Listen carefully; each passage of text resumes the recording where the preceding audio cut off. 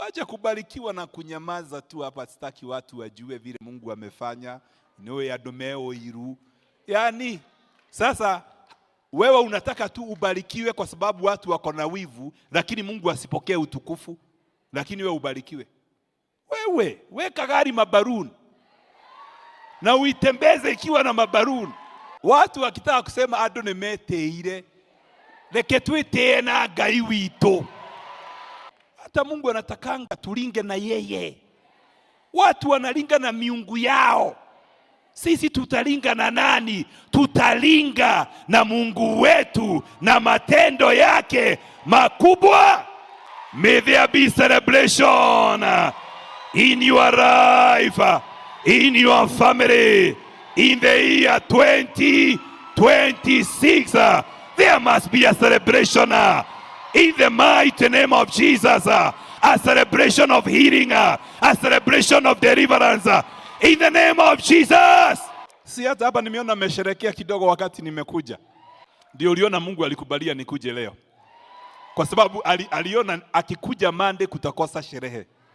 Lazima Mungu atakupatia ushindi. Ndio kuwe na sherehe katika maisha yako. 2026 sitamaliza bila sherehe. Katika jina la Yesu Kristo natangaza sherehe na vifijo katika hema, katika nyumba za watu wako, katika jina la Yesu Kristo. Naachilia maharusi katika jina la Yesu. Naachilia manyumba, magari, graduation in the name of Jesus.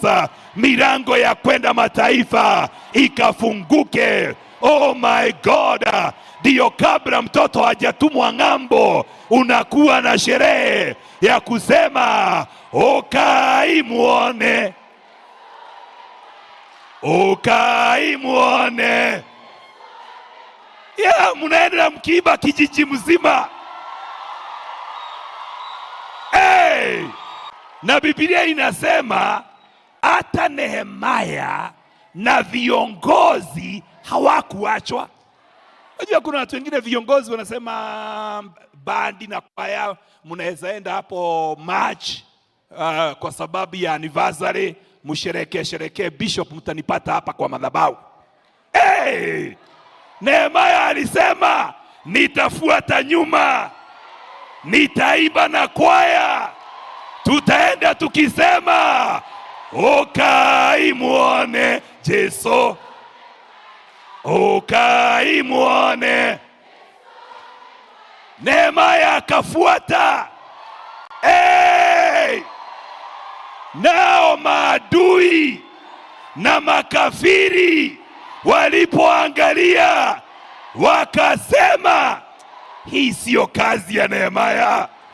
Wakavunjika moyo, wakajua huyu ni Mungu wao amewatendea. Your progress is unstoppable because your progress is a testament of the faithfulness of the promises, hey, of the prophecies. Praise the name of the living God, of our God, in the mighty name of Jesus. Receive your progress by fire, by force,